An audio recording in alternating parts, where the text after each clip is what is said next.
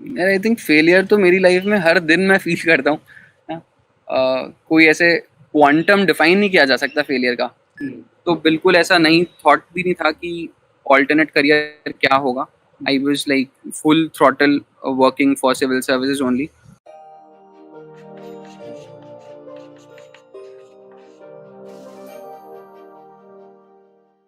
आज हमारे साथ हैं मिस्टर प्रतीक जैन, जो एक बहुत यंग आईएएस ऑफिसर हैं, उत्तराखंड कैडर मिला है इनको।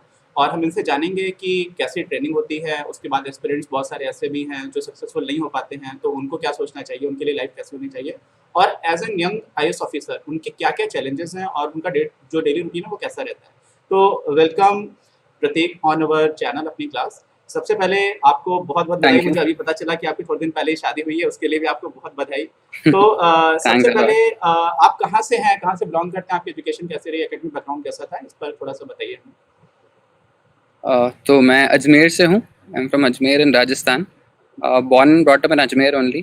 तो जो अर्ली स्कूलिंग था वो वहीं पे हुआ, सेंट स्टीवन स्कूल में। और in my early life I would say both my parents are in government service. तो हमेशा ऐसे उस सर्कल में डेफिनेटली रहता था। They are not civil servants but still they used to talk about their bosses. So I kept hearing कि how life in the civil services is. So this was my early life at home.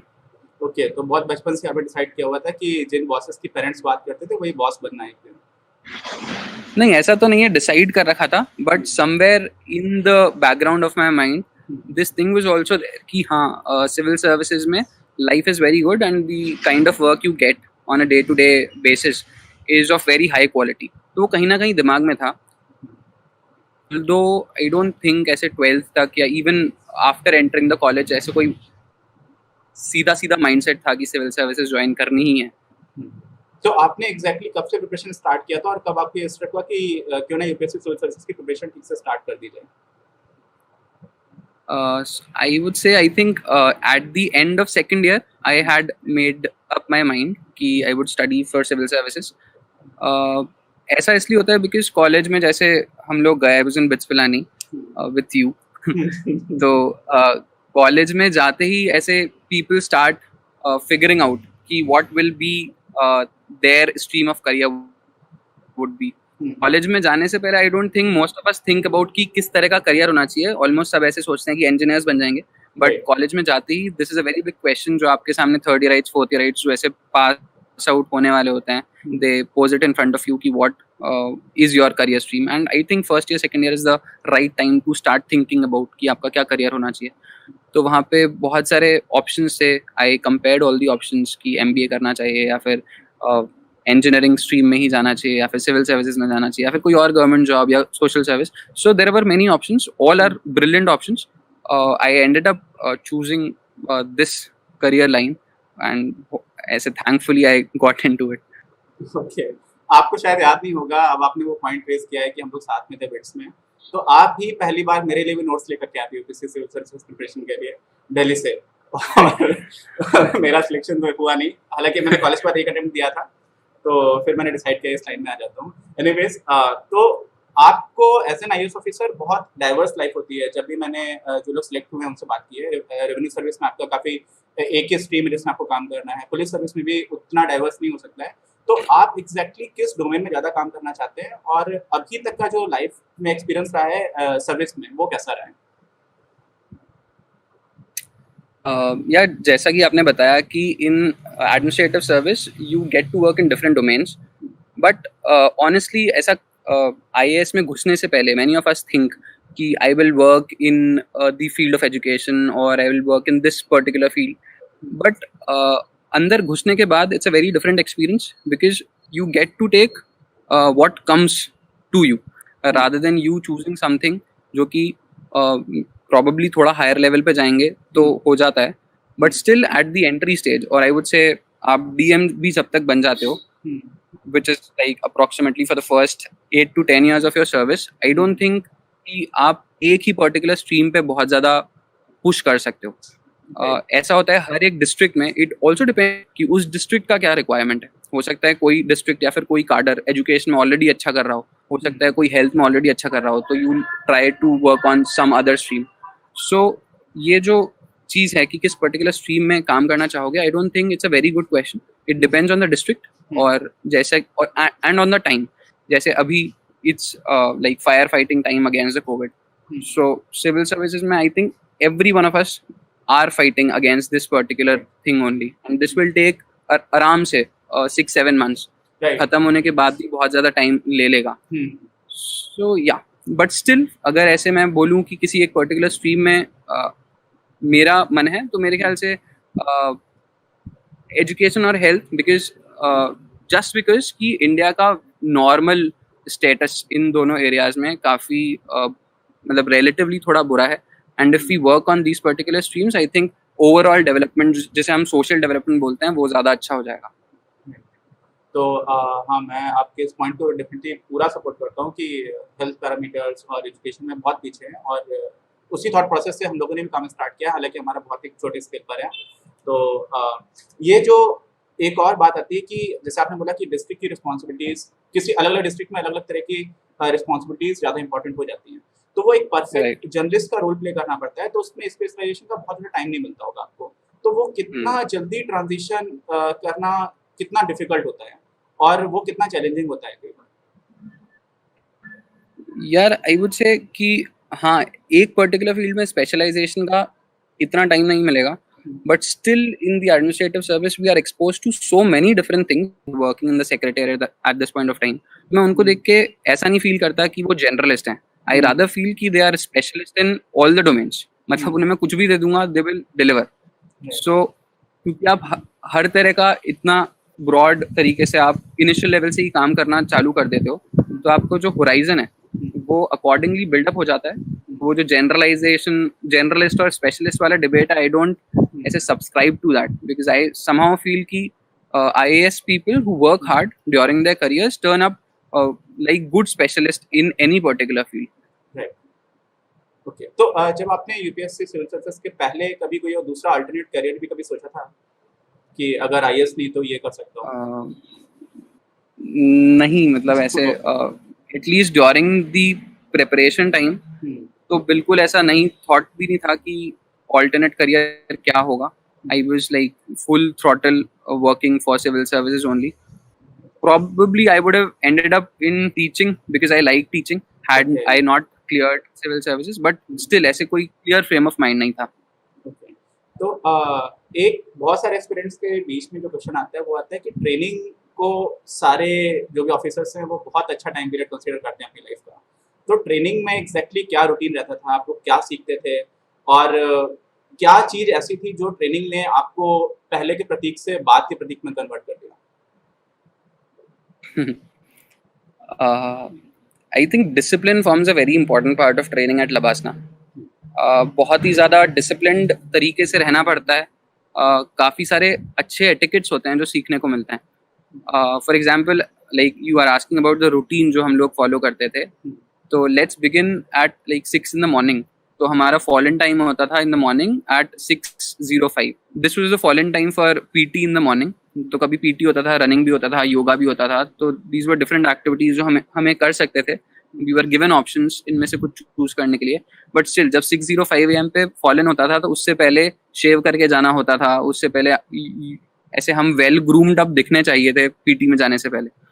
So it started with PT in the morning, then वापस आओ, freshen up हो, then breakfast, then classes from like 9 to 5 classes चलती थी.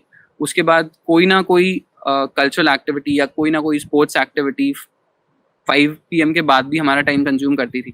तो लबासना में I would say it's a very hectic time which teaches you discipline, and also you get to meet many people coming from different areas, different backgrounds, जो कि किसी एक college में नहीं मिलता आपको. क्योंकि कॉलेज में सब या तो आप इंजीनियर्स के साथ रहते हो या फिर डॉक्टर्स के साथ रहोगे, बट यहाँ पे आपके साथ डॉक्टर्स भी हैं, लॉयर्स भी हैं, इंजीनियर्स भी हैं.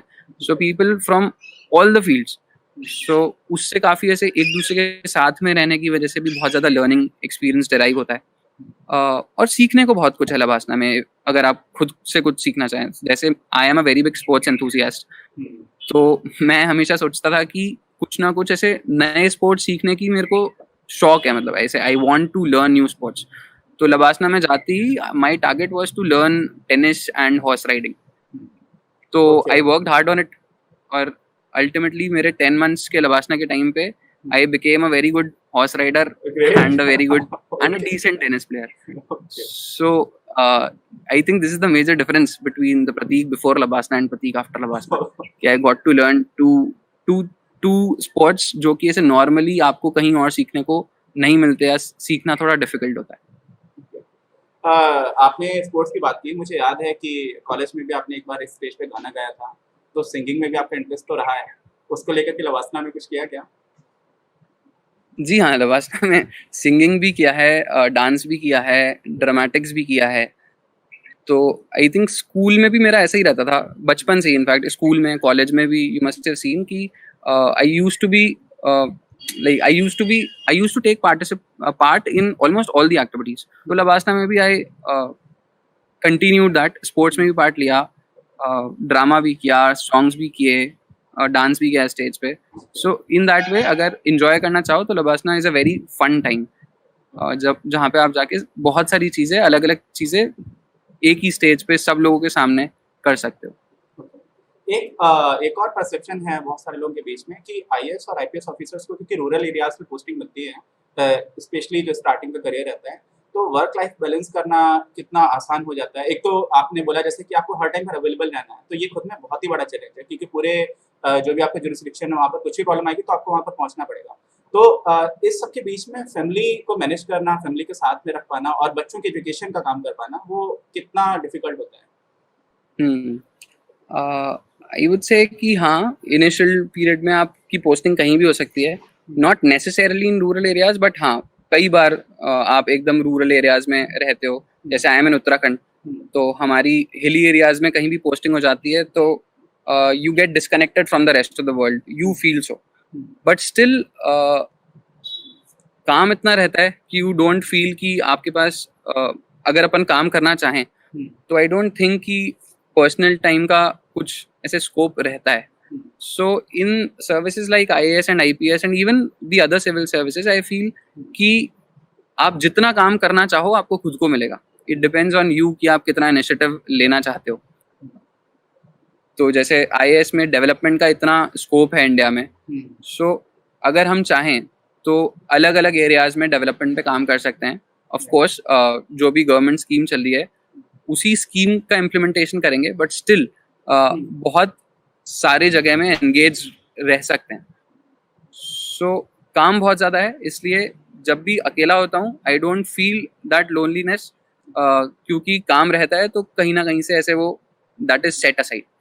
And yes, I somehow feel you are right कि it sometimes get difficult to manage your personal life with your professional life, क्योंकि आप फैमिली से थोड़ा दूर रहते हो, be it your parents or spouse, आप थोड़ा दूर रहते हो. But then everyone has different challenges in their own careers. हैं IAS या IPS में आना, तो they have this thing in their mind कि उन्हें इस तरह से सर्व करना पड़ेगा. And this is just a small छोटा सा मतलब एक सैक्रिफाइस है जो वो कर रहे हैं, थोड़ा सा पर्सनल टाइम को कम रख के अपना प्रोफेशनल स्पेस को बढ़ा रहे हैं. हाँ, वैसे बहुत ही बड़ी रिस्पॉन्सिबिलिटीज रहती हैं, अकेले की रिस्पॉन्सिबिलिटी नहीं है, पब्लिक सर्विस है और इस सेक्रीफाइस जो आप लोग करते हैं उसको बहुत कम रिकॉग्निशन मिलता है शायद, क्योंकि एक जो इमेज बनी हुई है, परसेप्शन बना हुआ है, वो पूरी ब्यूरोक्रेसी को लेकर के भी एक ऐसा परसेप्शन रहता है कि डायरेक्टली इन्वॉल्व नहीं हो पा रहे पब्लिक के साथ, और जो सेक्रीफाइसेस आप लोगों के हैं वो लाइमलाइट में आते नहीं हैं कभी भी. तो खैर आगे बढ़ते हैं, थोड़ा पीछे चल करके देखते हैं, तो आपके ऑप्शनल सब्जेक्ट्स क्या थे प्रिपरेशन के टाइम पर और वो कितना इंपॉर्टेंट था? हाँ, मेरा ऑप्शनल मैथमेटिक्स था. वैसे इससे पहले फॉरेस्ट सर्विस में भी सिलेक्शन हुआ था मेरा, तो फॉरेस्ट सर्विस में 2 ऑप्शनल थे, फॉरेस्ट्री और mathematics. So I chose mathematics in civil services because school that's why I chose mathematics because बहुत ज़्यादा कंफर्टेबल फील करता था इन सॉल्विंग मैथ क्वेश्चंस. तो comfort level, a good comfort level with that subject was the main thing why I chose mathematics. And I think बाकी सबको भी, जो भी एस्पिरेंट्स हैं, वो जिस भी सब्जेक्ट में कंफर्टेबल फील करें, इतना 3 साल लगातार रोज पढ़ सकते हैं, तो उन्हें वो सब्जेक्ट चूज करना चाहिए. ओके, तो कोचिंग कितना बड़ा एक इम्पैक्ट लाती है आपके प्रिपरेशन में और कोचिंग कितना इम्पोर्टेंट है?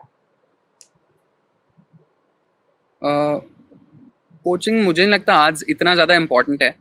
प्रॉबेबली कुछ मॉड्यूल्स कुछ लोगों के लिए इम्पोर्टेंट हो सकते हैं, तो I would not completely negate the importance of coaching, because coaching को आप एक थोड़ा सा नेगेटिव कॉनोटेशन में देखा जाने लगा है आज. But I think coaching is just teaching. If you find a good teacher at some place, and if that teacher can help you with your studies, so you should not hesitate to just take his services, ना, because he is just teaching you. तो ऐसा हो सकता है कि किसी particular subject का या फिर किसी पर्टिकुलर ऑप्शनल का कोई बहुत अच्छा टीचर हो या फिर कहीं बहुत अच्छा स्टडी मटेरियल अवेलेबल हो, तो प्रॉब्ली वो थोड़ा सा पार्ट जिसमें इकोनॉमिक्स में प्रॉब्लम आती है ना. अगर वो इंजीनियरिंग बैकग्राउंड के हैं तो कई लोगों को इकोनॉमिक्स में प्रॉब्लम आती है. So somehow if they can find a good economics teacher, a good economics module at some coaching center, तो उन्हें वो ले लेना चाहिए. बट जेन्युइनली तभी लेना चाहिए जब वो खुद इकोनॉमिक्स में प्रॉब्लम फेस कर रहे हैं. Okay. तो ये case to case, student to student depend करता है. लेकिन स्टूडेंट को पहले समझना चाहिए कि वो किस पर्टिकुलर सब्जेक्ट में खुद से नहीं पढ़ पाएगा. वैसे तो सारी जनरल चीज़ें हैं, अगर पढ़ना चाहे तो खुद से पढ़ सकता है, बट वो स्पीड अप हो जाता है. एक अच्छा टीचर हमेशा वो प्रोसेस स्पीड अप कर सकता है. Right. तो वो अच्छा टीचर आपको किसी कोचिंग इंस्टीट्यूट पे भी मिल सकता है, आपका कोई भाई भी हो सकता है, आपका पेरेंट हो सकता है, आपको ऑनलाइन मीडिया के थ्रू मिल सकता है, यूट्यूब चैनल्स पे मिल सकता है. वो अच्छा teacher, it depends on the student कि वो उसे कहाँ पे ढूंढना है और किस सब्जेक्ट में ढूंढना है. राइट. तो कई बार ऐसा भी देखा गया है कि बहुत सारे एस्पिरेंट्स हैं जो अपने काफ़ी एफर्ट लगाते हैं और उसके बाद भी उनका सिलेक्शन नहीं होता. कई लोग ऐसे भी हैं जो 2 या 3 बार इंटरव्यूज देने के बाद उनका सिलेक्शन नहीं हुआ. तो उनमें से कुछ लोग हैं जो बहुत डीमोटिवेटेड फील करने लग जाते हैं बाद में.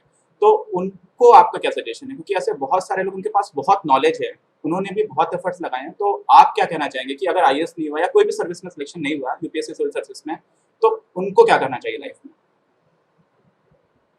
मुझे जब मेरा एग्ज़ाम हुआ था या फिर जब मैंने इंटरव्यू दिया सिविल सर्विसेज का, तो मैं एकदम नो रिग्रेट जोन में था तब, बिकॉज आई न्यू कि I have given 100% for this examination. और पढ़ने से पहले भी मुझे पता था कि I will go in full throttle, एकदम 100% दूंगा. और जब इंटरव्यू दे दिया उसके बाद भी मेरे को, क्योंकि ये कॉन्फिडेंस था, ये पता था दिमाग में कि कहीं भी ऐसे मैंने खुद के साथ ऐसे गद्दारी टाइप नहीं करी ना, खुद को बेवकूफ़ नहीं बनाया पढ़ते टाइम पे. तो मुझे कोई रिग्रेट नहीं था उसके बाद.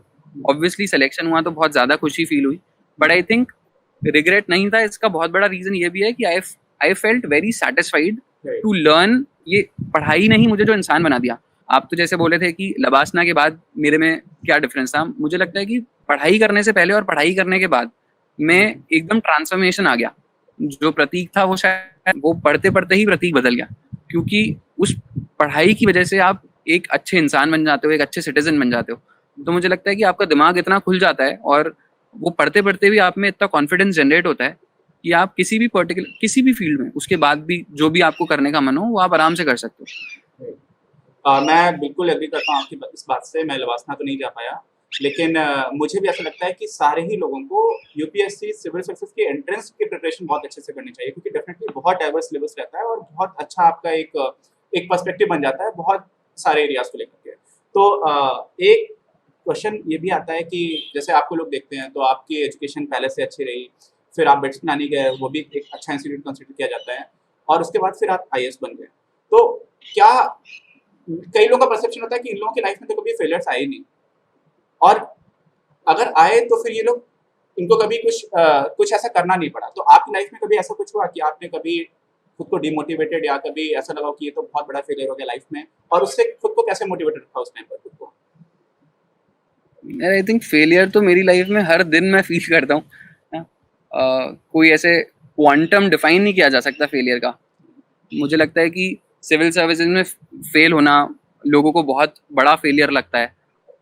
लेकिन अगर हर दिन को एक चैलेंज की तरह लें, जैसे मैं अपन हर एक इंसान के साथ I think on a day to day basis रोज ऐसा होता है कि वो कुछ ना कुछ सोचता है और वो नहीं कर पाता वो चीज़. तो आपका वो एटीट्यूड बन जाता है. अगर वो एटीट्यूड आपका पॉजिटिव है उन फेलियर्स को हैंडल करने में, वो डेली फेलियर्स या वीकली टारगेट्स कंप्लीट कुछ भी हो सकता है, चाहे वो आप अपने फ्रेंड की किसी तरह से हेल्प नहीं कर पाए, या फिर आप किसी स्पोर्ट में अच्छा करना चाहते थे नहीं कर पाए, या फिर आप कोई डिबेट कंपटीशन में गए जीतना चाहते थे नहीं जीत पाए. ऐसा कोई भी फेलियर हो सकता है. तो वो जो स्कूलिंग के टाइम पे, कॉलेज के टाइम पे, अगर एक इंसान उन फेलियर्स को हैंडल करना सीख जाए, तो मुझे नहीं लगता सिविल सर्विसेज में भी अगर कोई फेल हो जाएगा तो वो उस फेलियर को बहुत बड़ा फेलियर समझेगा।